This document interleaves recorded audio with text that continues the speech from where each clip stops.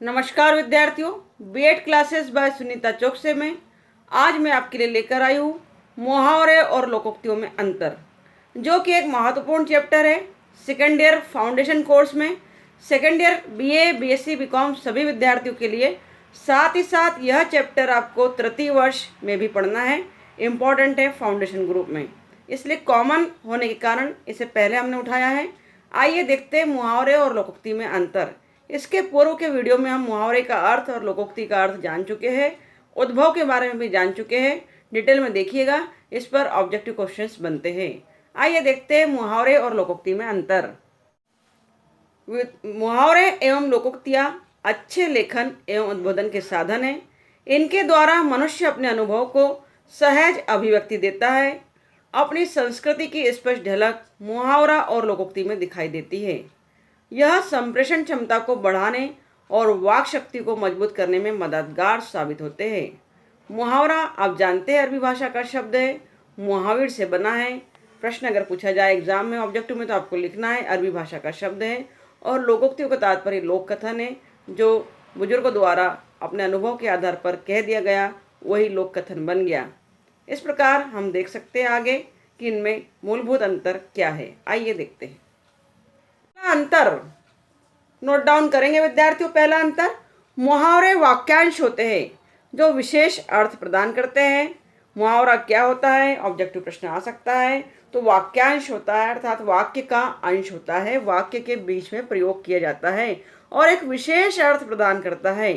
उसी प्रकार लोकोक्ति उसे कहते हैं जो अपनी प्राचीन मान्यताओं से चली आ रही है और उसे लोक कथन भी कहते हैं।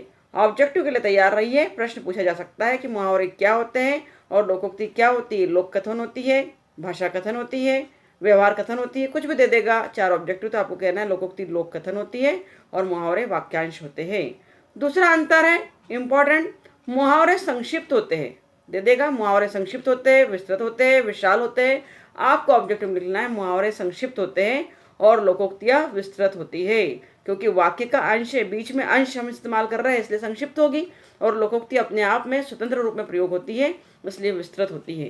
देखते हैं 3 नंबर का अर्थ अंतर।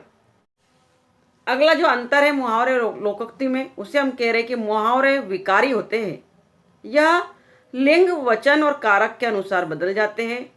विकारी अर्थात जो जिसमें बदलाव होता है, लिंग अर्थात स्त्रीलिंग और पुल्लिंग के लिए मुहावरे का प्रयोग कर रहे हैं तो वो उसके अनुसार बदल जाएगा।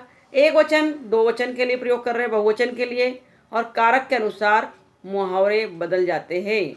उदाहरण के लिए छाती पर पत्थर रखना एक मुहावरा है कि सीता ने अपने बालक की मृत्यु पर छाती पर पत्थर रख लिया। बहुत दुख सहन करने की आदत डाल लेना, रख लिया सीता ने।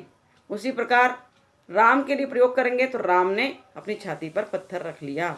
कुछ विकार जो होगा वो परिवर्तन हो जाएगा वचन और कारक के लिए, स्त्री लिंग और पुल्लिंग के लिए। उसी प्रकार लोकोक्तियाँ अविकारी होती है। यह लिंग, वचन और कारक के अनुसार नहीं बदलती, एक जैसी रहती है।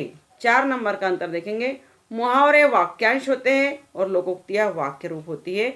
पूर्व में भी देखा है कि मुहावरे वाक्यांश होते हैं और लोकोक्तियाँ स्वयं अपने आप में एक वाक्य होती है। इस अंतर को भली भांति समझेंगे। फिर हम विभिन्न उदाहरणों के माध्यम से कि लोकोक्तियों के उदाहरण क्या है, मुहावरों के उदाहरण क्या है, समझेंगे तो और भी क्लियर होगा, ताकि कोई भी ऑब्जेक्टिव पूछा जाए तो आप उसका आंसर दे सकते हैं। देखते हैं 5 नंबर का अंतर। मुहावरे गद्य रूप में होते हैं, लोकोक्तियाँ गद्य और पद्य दोनों रूप में होती है। विशेष अंतर है यह। 6 नंबर का अंतर देखेंगे। मुहावरे लक्षणा शक्ति पर आधारित होते हैं और लोकोक्तियाँ अमिधा शक्ति पर आधारित होती है। लक्षणा शक्ति अर्थात मुहावरे के माध्यम से जो हमारा लक्ष्य है, कहना चाहते हैं, उस लक्ष्य को ग्रहण किया जाता है, शब्दार्थ को ग्रहण नहीं किया जाता। जबकि लोकोक्तियाँ शब्दार्थ के अनुसार ही ग्रहण की जाती है। मुहावरा लक्षणा शक्ति पर आधारित है। उदाहरण के लिए 9, 2, 11 हो जाना, तो 9, 2 और 11 को मिलाकर प्लस करेंगे तो कितना होगा आप जानते हैं, परंतु हम शब्दार्थ अर्थ नहीं लेते हैं। इसका तात्पर्य है लक्ष्य पर ध्यान देते हैं कि 9, 2, 11 होना अर्थात भाग जाना, जबकि लोकोक्तियाँ शब्दार्थ ग्रहण करती है। देखते हैं 7 नंबर का अंतर। लोकोक्तियाँ और मुहावरे में अंतर देख रहे थे। 7 नंबर में देखेंगे। मुहावरा भावाभिव्यक्ति का कोश है, अर्थात भावों को अभिव्यक्ति करने का एक भंडार है। विभिन्न प्रकार के भावों को, अच्छे, बुरे, क्रोध, खुशी, घृणा के भावों को मुहावरों के माध्यम से हम व्यक्त कर देते हैं। इसीलिए इसे भावों की अभिव्यक्ति का कोश कहा गया है। इसे किसका कोश कहा गया है? संचित कोश कहा गया है, भाव अभिव्यक्ति का कोश कहा गया है, विनिमय कोश कहा गया है, कुछ भी पूछा जा सकता है। आर्थिक कोश कहा गया है। तो आपको उत्तर लिखना है भाव अभिव्यक्ति का कोश है। और लोकोक्तियाँ चीड़ संचित अनुभव का कोश है। पूर्व में स्टडी की है, अध्ययन किया है, तो आप जानते हैं कि बुजुर्गों द्वारा प्राचीन समय में जो अपने अनुभव के आधार पर गूढ़ अर्थ में कोई वाक्य कह दिया जाता था, वही लोकोक्ति बन जाती थी। 8 नंबर का अंतर है, मुहावरों का निर्माण किया जाता है, जबकि लोकोक्तियाँ सामाजिक समर्थन की अनुकृतियाँ होती है। मुहावरों को हम निर्माण करते हैं, बनाते हैं, जबकि लोकोक्तियाँ लोगों ने कह दिया है, उसे सामाजिक समर्थन मिल गया है, तो वो लोक में प्रचलित हो जाती है। 9 नंबर का अंतर हम देखने जा रहे हैं। मुहावरों का वाक्य में प्रयोग किया जाता है, क्योंकि हम जान रहे हैं कि मुहावरा वाक्य का अंश है, इसलिए वाक्य में प्रयोग होगा, जबकि लोकोक्ति को केवल बोला और लिखा जाता है। यह एक अंतर है मूलभूत। और 10 नंबर का एक अंतर, मुहावरे सटीक अर्थ देते हैं, लोकोक्तियाँ लोक कथन के रूप में प्रचलित हो जाती है। बिल्कुल सटीक अर्थ देंगे, जबकि लोकोक्तियाँ लोगों के रूप में प्रचलित हो जाती है। यह मूलभूत अंतर हमने देखा है। आइए देखते हैं 11 नंबर के अंतर को। मुहावरा का आधार उसका अर्थ होता है, लोकोक्तियों का आधार कोई पौराणिक कथा, घटना या प्रसंग होती है। मुहावरों का आधार उसका अर्थ होता है, ठीक है, जो कहा गया है वह अर्थ होगा। 9 2 11 होना, अर्थात उसके अर्थ पर हम दे भाग दे उसके अर्थ पर हम उसके अर्थ को ग्रहण करेंगे, आधार को लेंगे कि अर्थात 9 2 11 होना यानी भाग जाना। जबकि लोकोक्तियों का आधार कोई पौराणिक कथा, कोई घटना, कोई प्रसंग बन जाती है। लोकोक्तियाँ जब बनती है तो कोई पौराणिक कथा, घटना या प्रसंग हो जाता है। 12 नंबर का मुहावरा, मुहावरों की भाषा शुद्ध होती है, लोकोक्तियों की भाषा लोक भाषा होती है। लोकोक्तियों की भाषा होती लोक भाषा, आम भाषा, हिंदी भाषा और कोई भी ऑब्जेक्टिव, उपरोक्त सभी भाषा। इस तरह ऑब्जेक्टिव हो सकता है। तो लोकोक्तियों की भाषा लोक भाषा होती है और मुहावरों की भाषा शुद्ध भाषा होती है। अंतिम अंतर हम देखने जा रहे हैं, मुहावरे क्रियार्थक होते हैं, लोकोक्तियाँ क्रियार्थक नहीं होती। क्रियार्थक अर्थात जिसमें क्रिया करने का भाव होता है, लोकोक्तियाँ क्रियार्थक नहीं होती हैं। याद रखेंगे, ऑब्जेक्टिव में पूछा जा सकता है कि मुहावरे होते हैं क्रियार्थक, निरर्थक, सार्थक, उपरोक्त सभी।